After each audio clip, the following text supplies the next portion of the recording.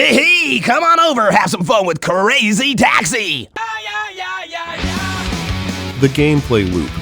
A repeatable sequence of actions the player engages in that makes up the primary flow of your player's experience that keeps them playing over and over again.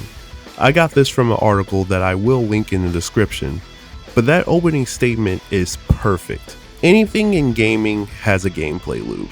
Call of Duty, you find enemies, you shoot enemies, you progress to the next section. Jet Set Radio, you grab graffiti cans, mark up walls, avoid the police, you progress to the next section. Dark Souls, perish. And then we have Crazy Taxi, which I believe to have one of the best examples of the gameplay loop.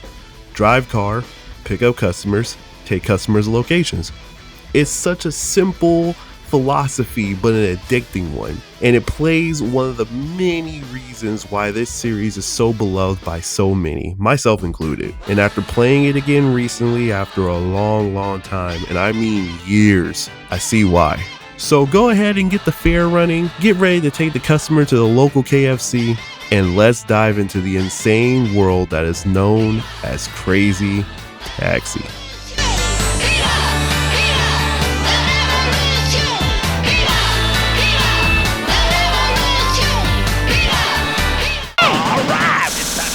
You did today. Now let's take a look. Class B license. Decided to play it safe, huh? Come back next time and show us your best.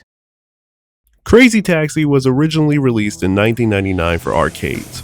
A year later, it had a home console release for the Dreamcast, and has various different ports across various different consoles over the years. There are about 7 games, with 3 of them being mainline, and we have a new game that was finally revealed a few months ago with a trailer and everything. And no, before anybody brings it up in the comment section, I will not be talking about that elephant in the room.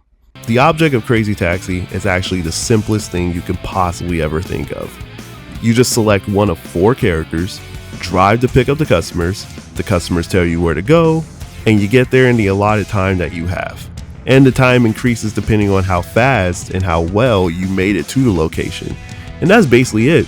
For a game as simple as Crazy Taxi, you would think that I would just play this for maybe 10 minutes and just call it a day, right? No. Somehow, I found out when I was recording this, I played this game for probably 3.5 hours in one session. How the hell did that work? That's how incredible the gameplay loop is.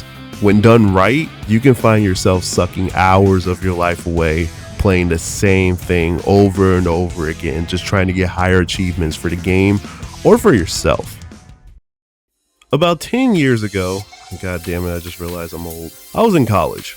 I went to school to become a game dev. Unfortunately, life has a funny way of telling you no, but the journey was the most fun I have in a long time up to that point in my life. A few classes I took taught me about game design, level design, 3D modeling, storyboarding, you name it, the whole kit and caboodle. And it was really cool because I had a teacher who was just as big a nerd as all of us. She taught us about the concept of the gameplay loop using her favorite game of all time, The Legend of Zelda: Ocarina of Time. This was personally a challenge for me because, hot take, I'm not really the biggest Zelda fan. All right, hold on. For anyone subs, please hear me out. I never hated the series and I respect its impact, but it just wasn't for me. However, playing and understanding Ocarina of Time, I took time to understand why it was such a big deal. And why am I bringing all this up, you may ask? Well, honestly, it's really simple. It's because that class helped me to understand the idea of the gameplay loop and how it can even make or break a game. Crazy Taxi, in its purest form, is an arcade game. It knows that, and it takes advantage of it perfectly, keeping the game as high octane as possible with the small or big time limit you have when you play it. It makes me think of other classics around this time that were originally arcade cabinet games that are loved for the same reasons. You got Time Crisis, Metal Slug, Daytona USA, House of the Dead for goodness sake, Streets of Rage, the list keeps on going. It's just something addicting about those styles of games that make time just whiz by without you ever noticing and realizing that your whole day was passed by, all because you were trying to get that high score, is so intoxicating. So we briefly talked about the gameplay loop, we talked about why the game can be addicting. So basically I would ask myself, if it's a game as simple as this exists, how in the world do they make more? Well, that's actually very simple, money for starters, but there are a bit of changes that happen between the mainline games, some that are actually pretty interesting. But before I dive into that, let me explain its control scheme and how interesting it is. You see, Crazy Taxi isn't just a simple drive from point A to point B game. For it to have its title Crazy in it, you definitely have to deliver, and Sega really did. The controls are very simple. There's a gas and a brake button. You actually switch shifts between going forward and reversing. There's a destination reminder button in case you're lost, and a horn button, and on the surface, that's it. That's the controls. But did you notice how I said on the surface? There's actually some secret mechanics in the game that, while isn't really a secret now due to the internet and age, back in 1999, I'm sure these mechanics were eye-opening for players. Like how to do a Hadouken or how to perform a fatality. Once you figure it out, it's just, wow.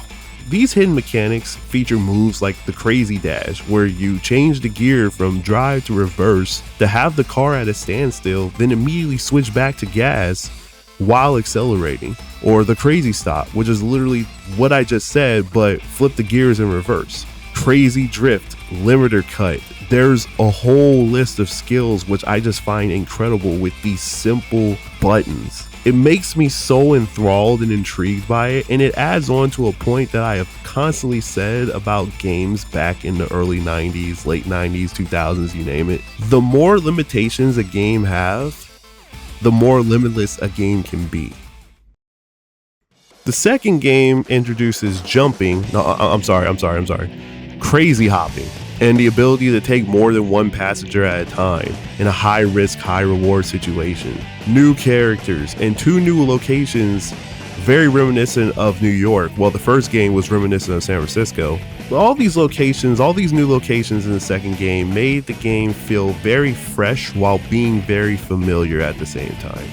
And the third installment, High Roller, is a refinement of the second game with even newer characters in a new location that's similar to Vegas, as well as the ability to play maps and characters from the first 2 games, kind of like a celebration of the entire trilogy.